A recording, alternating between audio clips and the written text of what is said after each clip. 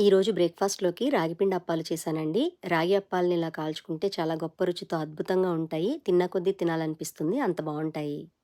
ముందుగా గిన్నెలోకి 2 కప్పుల రాగిపిండి, అదే కప్పుతో అరకప్పు బియ్యం పిండిని కొలుచుకొని వేసుకోవాలి.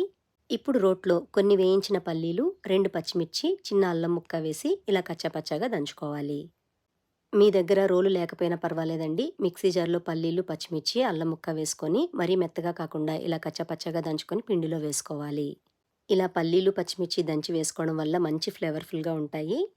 ఇప్పుడు ఒక కీరా తురుము, ఒక క్యారెట్ తురుము, సన్నగా తరిగిన కరివేపాకు, కొత్తిమీర, మీ రుచికి తగ్గ ఉప్పు, కొద్దిగా వేయించిన జీలకర్ర పొడి వేసి కొద్ది కొద్దిగా నీళ్లు పోసుకుంటూ కలుపుకోవాలి.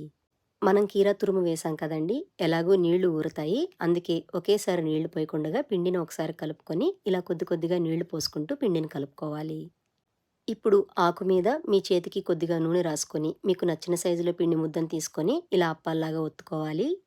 మీ దగ్గర అరిటాకు లేకపోతే తడిగుడ్డ మీద కానీ, బటర్ పేపర్ మీద కానీ ఒత్తుకోవచ్చు. అదే ప్లాస్టిక్ కవర్ మీద ఒత్తుకునే వాళ్ళైతే చేత్తో తీసుకొని పెనం మీద వేసుకోవాలి. ఇప్పుడు పెనాన్ని మీడియంగా వేడి చేసుకొని, కొద్దిగా నూనె పోసుకొని అప్పాలను బోర్లించి 2 పక్కలా కాల్చుకోవాలి.